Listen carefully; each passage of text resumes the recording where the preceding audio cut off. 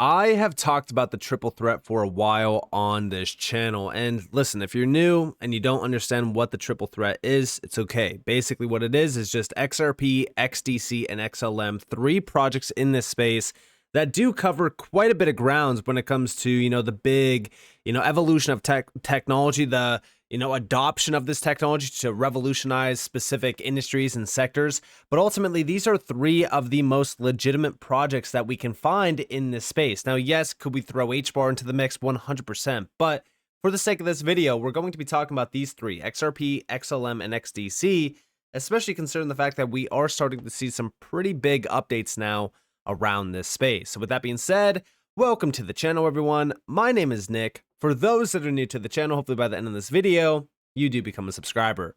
Let's dive on in, and let's start off with this. Top made in America tokens by market capitalization. So over the last couple weeks, we've been hearing a lot of talk about crypto in the US. And the big thing right now is, all right, well, we're going to get rid of taxes for US-based cryptos. We're going to see some pretty big, adoption moves being made around specific US-based cryptos. And if we're thinking about that, right, we can ultimately say, all right, well, are things changing right now around the regulatory side of things? And this is actually very, very important to focus on. And the answer is yes. We are seeing some big moves. I've been talking about SAB 121 as of lately, right? Because if we think about this, this is going to allow banks to custody crypto. I mean, this is a big deal. And I feel like what we are seeing right now in this space and around this space from this new admin is them keeping their word. David Sachs, Trump, the new SEC, even Elon Musk, we're now starting to hear heavy discussions around this space revolving around the tech. Now, like I said, the triple threat, XRP, XLM, XDC, I talk about these three quite a bit on this channel because these are three major utility-based projects. I mean, these are three projects that for the last couple years have been making, move after move after move. And it's not just small moves. Like, we are seeing adoption from big banks. We're seeing moves around tokenization. We're seeing, tokenization of trade finance. Making trade finance more liquid, making it more affordable for SMEs to actually jump into trade finance, allowing them to actually get access to financial services as well. Like, we're starting to see these three players move in such a big way, and it's leading us down a path to what's next for this space. Well, we know that this space is changing, but the big thing about US-based crypto projects is that we are hearing a lot of talk about them. I mean, US crypto coins right now in terms of Google Trends are off the chart. US crypto off the chart. Even American crypto off the chart. And this is all because of what we are hearing from this admin. Now, we know XRP and XLM are both on that list, okay? And so far this year, these two have been doing very, very good. I mean, obviously, XRP is outperforming XLM, but I do think that, XLM will perform very well, going into, some later months of this year. Outside of that, XDC, if we look at XDC on the 1 year, I mean, this thing is up significantly, not like anything crazy like XRP, which is up over 450%, but I do think that it will catch up. But the problem here is that XDC is actually not on the list for US-based crypto projects. And this actually got a lot of people talking about how XDC, you should just give up on it. For an example, over here, we have it's laughable. The USA will still need to import and export, and significantly more than half of the G7 by GDP are already utilizing MLETR solutions and infrastructure like XDC. This is from Sean of the Web3. And we have my hot take. Every role has an exception, and XDC network has an exceptional trade footprint and utility. And this is because someone said, well, people are getting out of XDC because it's not US made. Reality is kicking in, but why nobody remembers there is more than just the US made. Now, yeah, a lot of people have been looking at the US made crypto narrative and saying, well, if it's not on this list, it's not even worth buying. But that's the thing, right? In my opinion, I think everyone should take the whole made in the USA thing, with a grain of salt. Because crypto is much bigger than the US. Crypto is going to be everywhere globally. So it's not something that I'm saying like, all right, well, if it's not made in the US, it's dead. But we don't have to worry about this anymore around XDC anyways, because we saw from the co-founder of XinFin himself setting up a separate for-profit US entity and super professional team across Washington, D.C. and Wall Street to work closely with the new administration for trade finance, payments, and tracking government expenses. This is a big deal. This is a big deal, and it's a very big deal because Elon Musk, we know he wants to adopt blockchain around the government sector. This is very, very interesting to see. And again, it makes XDC in line with the whole made in the USA narrative. Very exciting stuff. Now, we know that XDC has become a very, very big player around trade finance. MLETR adoption is only growing. We could actually see here from this 2024 list that XDC has, really achieved great milestones last year. They've been expanding rapidly. They've been moving very fast as well. But I'm definitely focused on trade finance. Trade finance is a huge area that I think a lot of people just continue to overlook.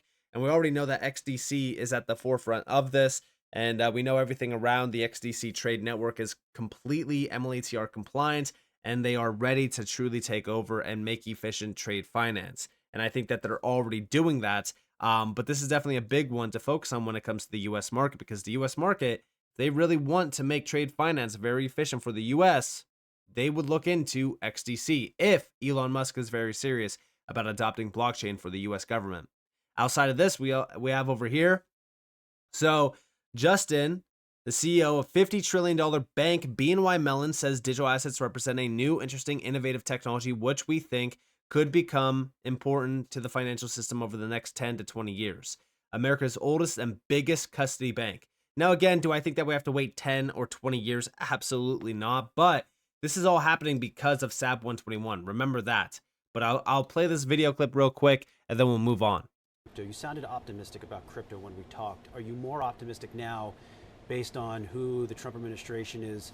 We may have a crypto czar now. We seem like crypto regulations will be looser. And does BNY want to play a role in the community? Well, we've said this for the past couple of years, and we've been consistent, and we haven't changed our point of view on this, which is digital assets represent a new, interesting, innovative technology, which we think could be important to the financial system over the course of the next 10, 20 years.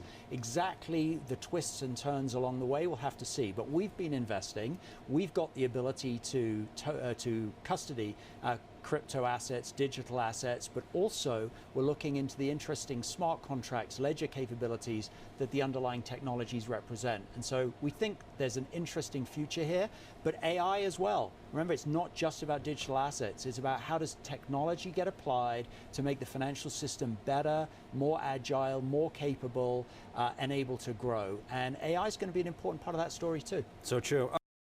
So yeah, I mean, listen, this is one of the biggest banks out there telling you what's happening.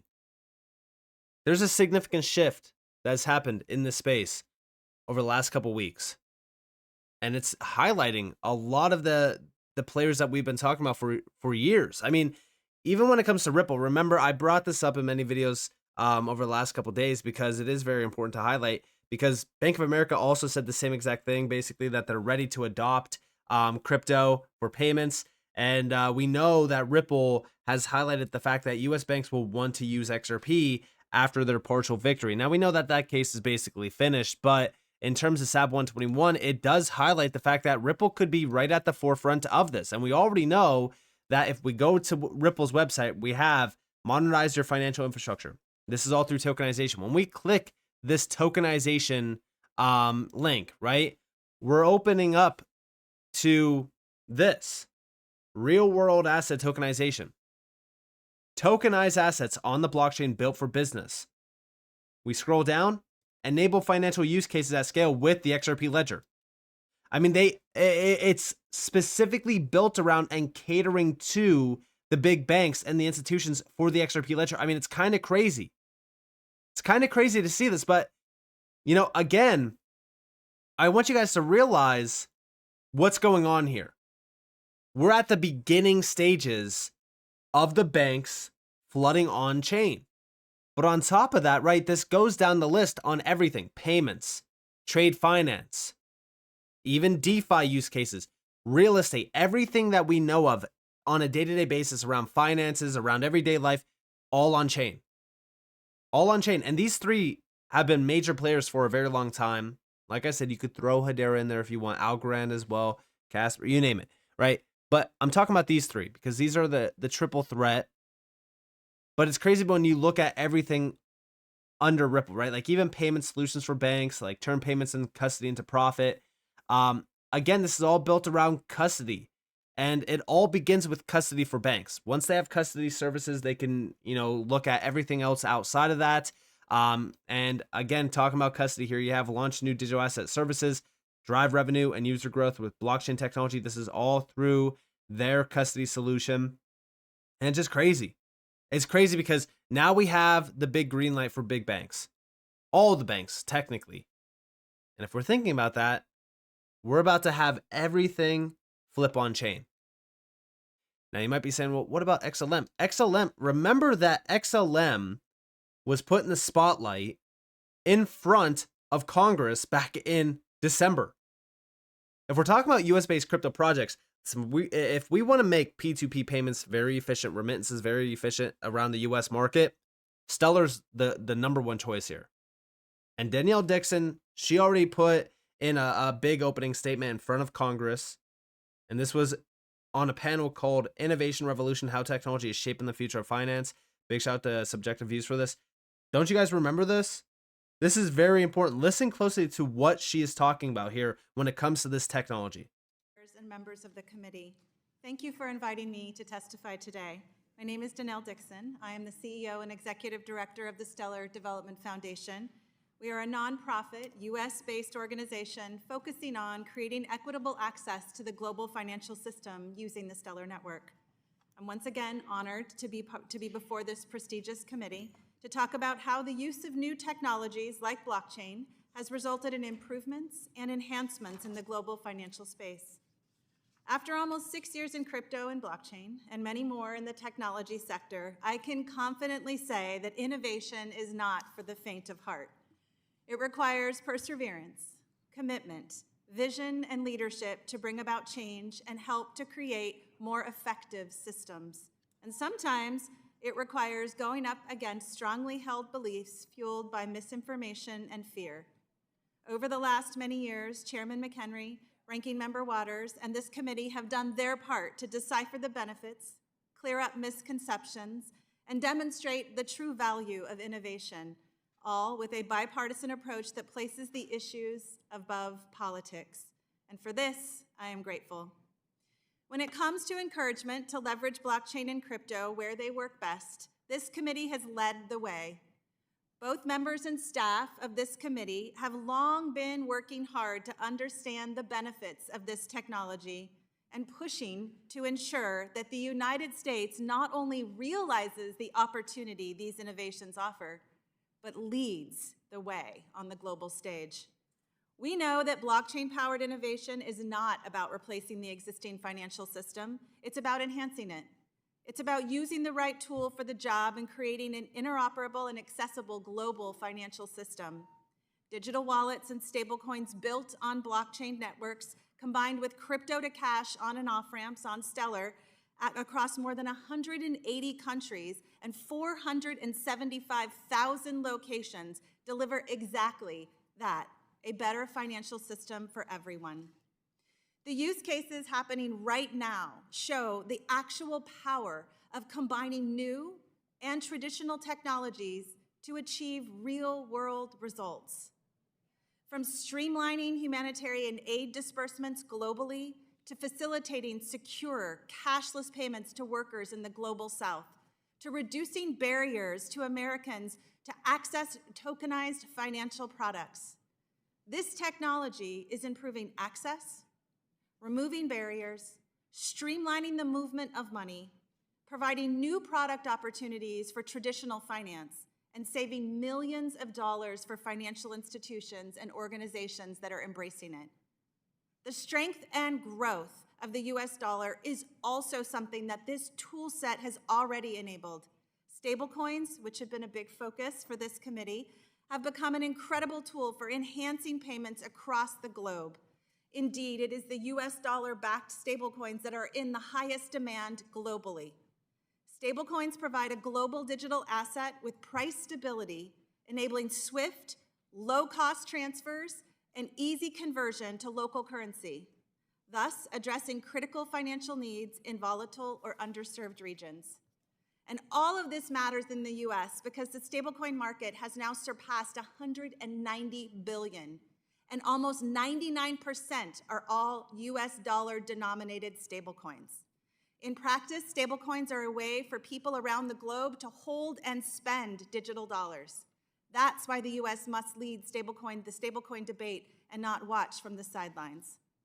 In that spirit, Chairman McHenry seamlessly built upon the foundation that Ranking Member Waters established last Congress and has collaborated across the aisle and the industry to get legislation in place for innovators to take advantage of the digital asset opportunity.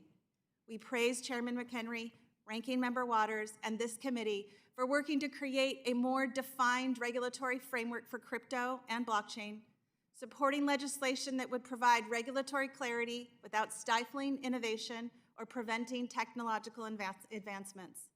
And in light of all that, and as this is his last hearing as chair of this committee, we thank Chairman McHenry for his tireless efforts and hope the spirit of championing innovation that Ranking Member Waters and Chair McHenry have used with respect to blockchain and digital assets lives on. So yeah, I mean, listen, as we really listen to Danielle Dixon, this is somebody who has been working around this industry for years now. You know, for her to recognize and really put a spotlight on the utility side of this space in front of Congress, it opens a lot of eyes to the technology in this space. And I think that that's exactly why it's so important to focus on what David Sachs is going to be doing around this technology for the US. Now we're hearing, discussions around Elon Musk with this tech, where, this admin wants to adopt this technology to become a leader around this technology. We're starting to see everything really opening up for the integration, adoption, and utilization of this tech in every single day life. And I do think that as we start to see that mass adoption of the tech take place, we're going to see the real value around a lot of these assets like XRP, XLM, even XDC. And I think that that's going to surprise a lot of people once we start to see the utility side of the space wake up. We're still in that hype and speculative, side of this market, but you could see how everything has shifted in just the last couple weeks. So with that being said, I hope that you guys enjoyed this video. If you guys definitely leave a like, subscribe, turn notifications on because of more free content. You guys are more than welcome to follow me on Twitter and join the free Discord in the description below. And with that being said, guys, Nick, thanks for watching. Peace out.